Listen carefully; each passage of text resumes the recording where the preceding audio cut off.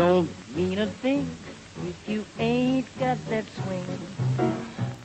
The Harlem Renaissance, also known as the New Negro Movement, was an era of social, cultural, and artistic creativity for African American people during the 1920s.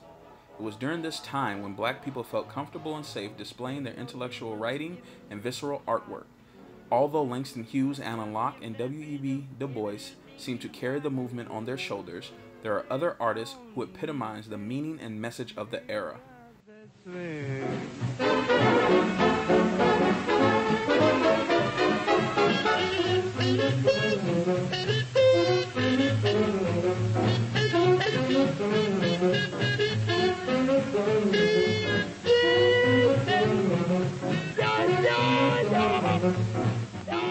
Although Harlem is in the name, the musical and artistic expression existed all over the country, heavily in New York and the Midwestern states. Not only does the Harlem Renaissance display talent and knowledge, I think one of the biggest representations of the movement was growth. There were so many writers, artists, and musicians that used their artistic freedom to grow. Archibald Motley is a prime example of one of those artists.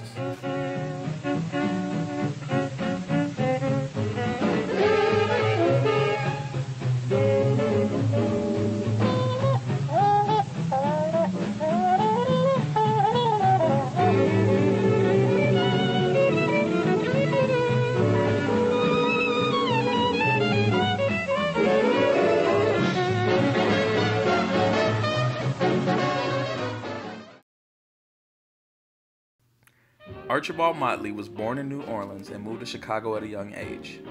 He would be a part of the African American elite in Chicago and comes from a mixed ancestral background. If you've ever wondered what it would be like to live during the 1920s, just take a look at Archibald Motley's portfolio. It was a time where black artists were gaining respect from white Americans for their artistic prowess as well as being free in their craft. Motley was a classically trained painter after attending the School of the Art Institute of Chicago. Upon graduating, he hoped to use his art to ease racial tensions.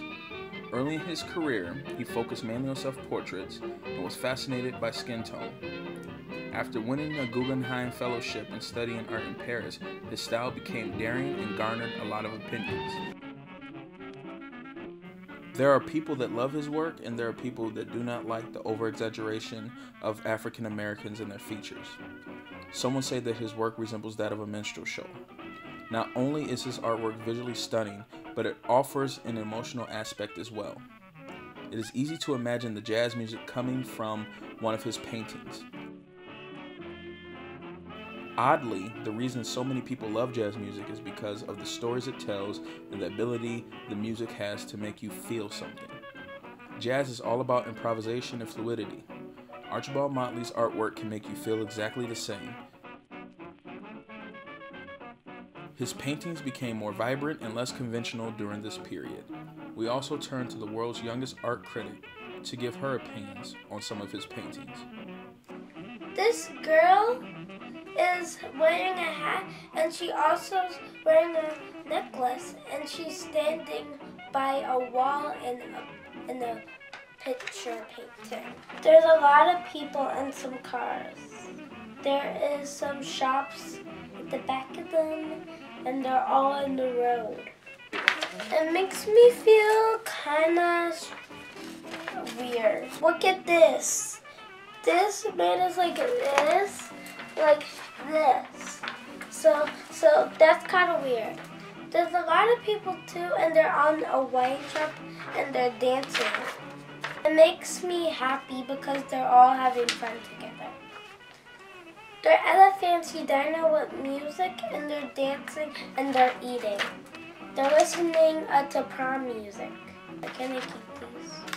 Prom music is like wedding music. I don't really know prom music.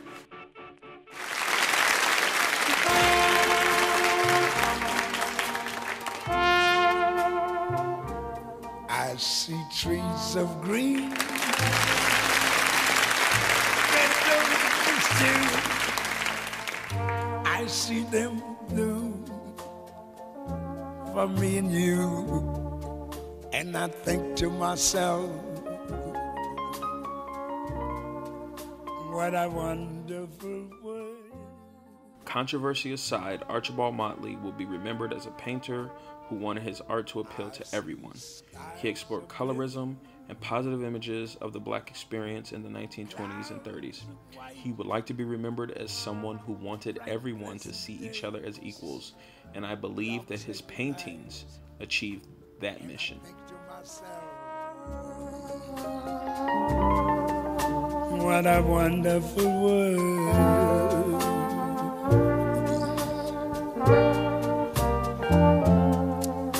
The colors of the rainbow, so pretty in the skies, also on the faces of people going by.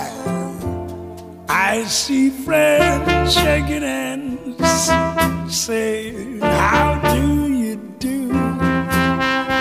They're really saying, I love you. I hear babies crying. I watch them grow. They'll learn much more than I'll ever know. And I think to myself, what a wonderful world.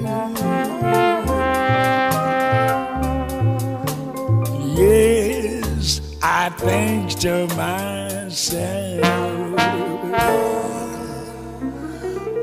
what a wonderful